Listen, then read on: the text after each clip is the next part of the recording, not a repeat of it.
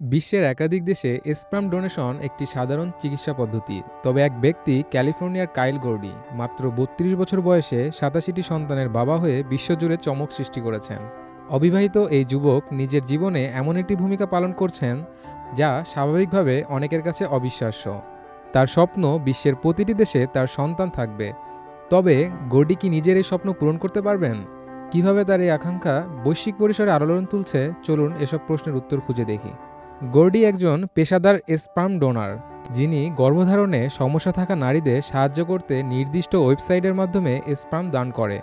B pregnant নামক ওয়েবসাইটটি তার মাধ্যমে হাজার হাজার মহিলাকে সন্তান জন্ম দিতে সহায়তা করেছে। এই ওয়েবসাইটের মাধ্যমে গর্ডি তার ৮৭ সন্তানের সংখ্যা পূর্ণ করেছেন এবং শীঘ্রই ১০০ সন্তানের বাবা হতে চলেছেন। এর পাশাপাশি গর্ডি সুইডেন, নরওয়ে, ইংল্যান্ড এবং স্কটল্যান্ডে ১৪ জন নারীর সন্তান হয়েছেন। বর্তমানে গর্ডি জনপ্রিয় হয়ে উঠেছেন বিশ্বের একাধিক দেশে স্পার্ম ডোনেটর হিসেবে।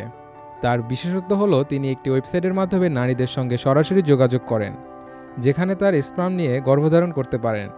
গর্ডি বলেন, এটা আমাকে আনন্দ দেয় যখন দেখি নারীরা ভাবতেন যে তারা মা হতে পারবেন না, কিন্তু আমার সাহায্যে তারা সন্তান লাভ করেছেন।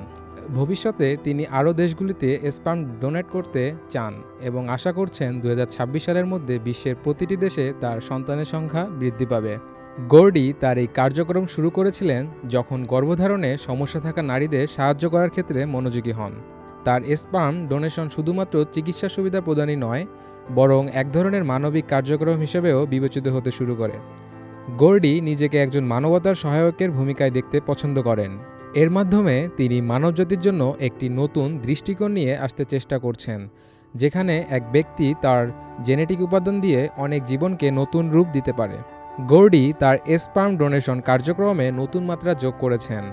তবে প্রশ্ন ওঠে, এটা কি শুধু একটি স্বপ্ন, নাকি পৃথিবী জুড়ে তার সন্তানদের আগমন এক বৈশ্বিক সামাজিক পরিবর্তন নিয়ে আসবে? বিশেষজ্ঞরা মনে করেন, বর্তমানে স্পার্ম ডোনেশন বিষয়ক যে মনোভাব তৈরি হয়েছে তা সমাজে নানা দৃষ্টিভঙ্গি তৈরি করেছে, যা ভবিষ্যতে আরও গভীরভাবে বিশ্লেষণযোগ্য হবে।